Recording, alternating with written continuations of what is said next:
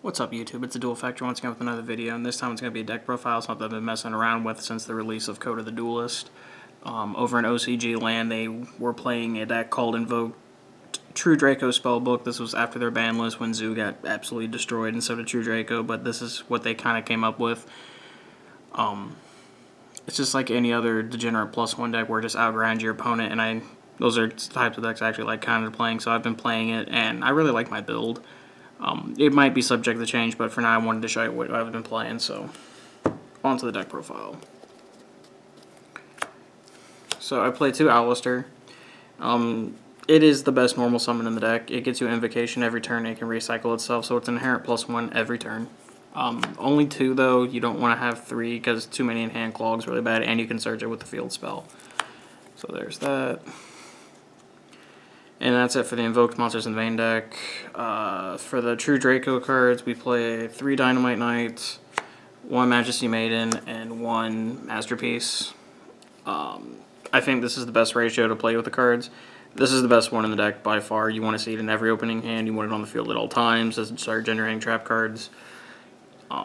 These 2, I honestly think are horrible. I don't like Masterpiece at all, but because it has such a powerful effect, you have to play 1. And then Draco, it's either between this or Ignis Heat, but I thought it was more important to play this one because it's a win attribute and Raiden's a better fusion than Purgatorio.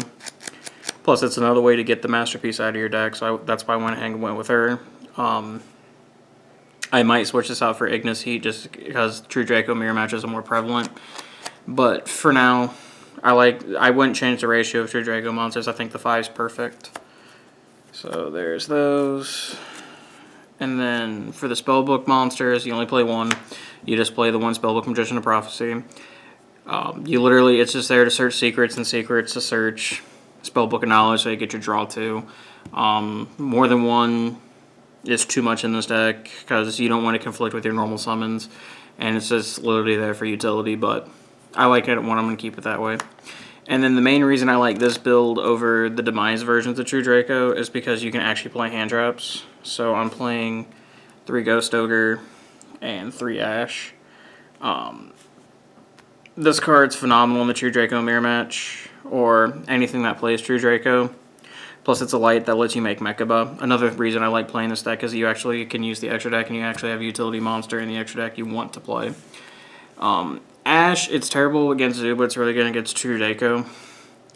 Plus, like I said, the reason I like playing this deck is you can play hand traps, and because your draw engine's so consistent, you can draw multiple copies of these, and it's a blowout against most decks. We're not playing Maxi just because against Zoo decks or against True Draco Zoo, if you Maxi them, they'll just go to the True Draco part, and then you won't get any value out of the Maxi. And then it does absolutely nothing against True Draco variants in general, just because Maxi.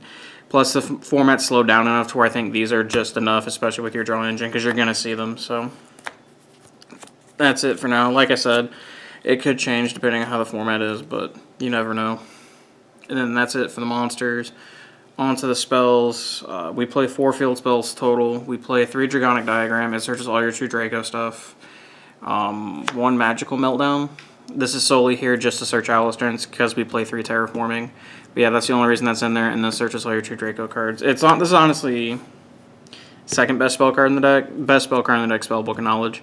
But it's pretty good. Although it almost never resolves because of Ghost Ogre, but it is what it is on that part.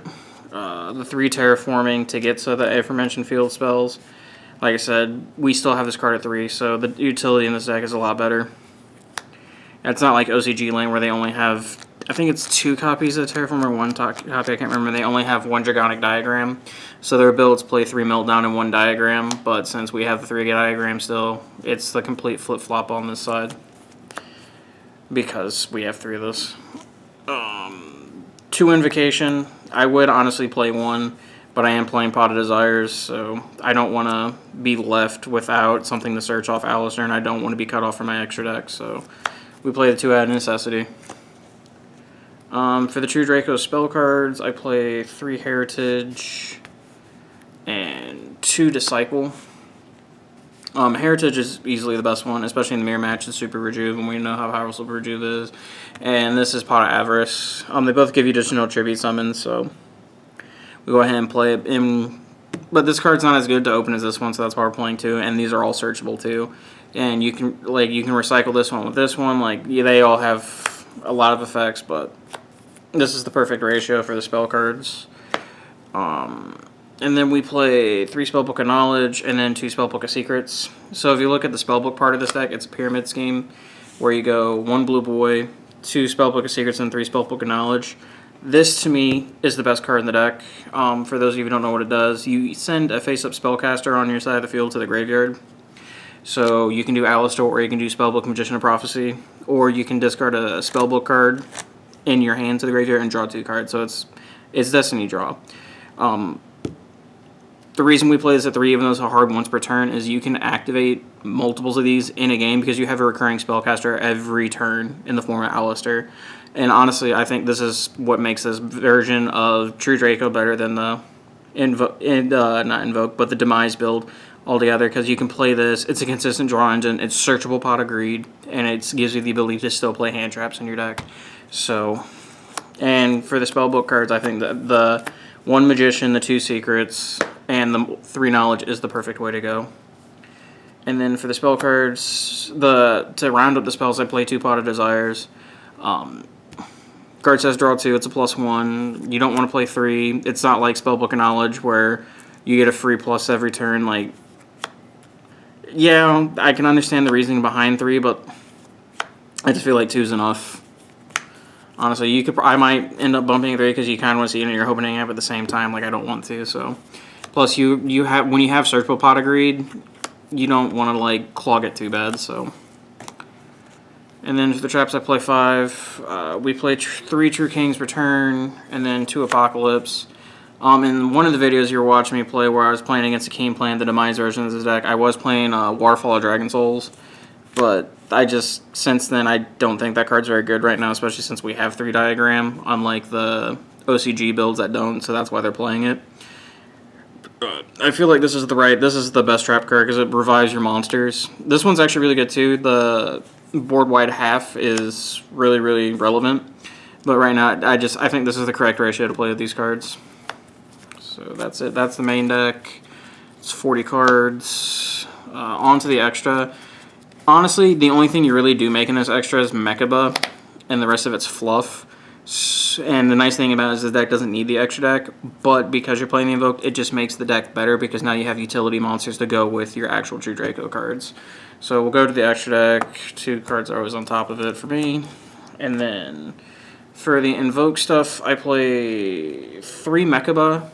He's a fusion he's the only fusion you honestly make. Especially since one of the most popular hand trap being Ghost Ogre, because it takes a light monster to make. You make him almost every time, so he's the only 3 of. And then there's 2 Raijin, 2 Cocytus, 2 Purgatorio, and 2 Megalancia. This is the reason we played the Draco caster, because Raijin is honest. If you compare the actual fusions, I think Raijin's the best one just because of its disruption during your opponent's turn in Book of Moon, especially like when Pure Zoo's only playing Shuffle Reborns and stuff like that. So this gets around all that. And then you play 2, 2, and 2. Especially with True King Dinos and with the Lithogasm, when they're trying to hit stuff out of the extra deck, they don't really have good targets to hit. Plus, like, their Gs are just here for utility. Like, this is just a big beater. This goes for game. True Draco actually can't out this without running it over with Masterpiece. But if you already deal with it at that point, they still can't run it over. Raijin and then Mechaba. I don't play any of the others. There's no point in them. You can't actually summon Elysium. Or, I mean, you can, but you invest way too many resources. And Kaliga is just terrible, so we don't even play it. And then the rest of the extra deck monsters, you can't actually summon them game 1, but with the extra deck that I have been playing, you can summon them game 2. So we have Avolka, Durendal, Pleiades, and Gaia Dragon. At first, I was doing Ghost Reaper in the side deck, and then a bunch of cheeky extra deck monsters to make matchups easier, but I just found that Ghost Reaper is still a teleport card. I'm not going to play it. Skullmeister is a better side card, believe it or not. And I've been signing the Artifact Engine for Pure Zoo, and there's actually situations actually come up where you have 2 artifacts on the field, or you have a Draco caster and an artifact, And you can make either these two, or if you have 2 artifacts, you can make this. And I just wanted cards that can steal games. Like Volca Gaia, you know, steals games. Pleiades is the best generic 5 that you can make if you have access to it. And Durandal's more or less a Solemn Judgment. So I just went ahead and decided to go with those 4.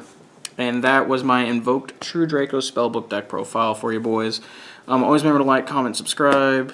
I will be posting an updated Dino list. I think that deck is god-awful, but I'm going to show you a list anyway because I keep playing it and I have a fixation with it. And then I'm also going to show you a combo with that deck that I think is really cool that no one's been playing. But yeah, always remember to like, comment, subscribe, boys. Later.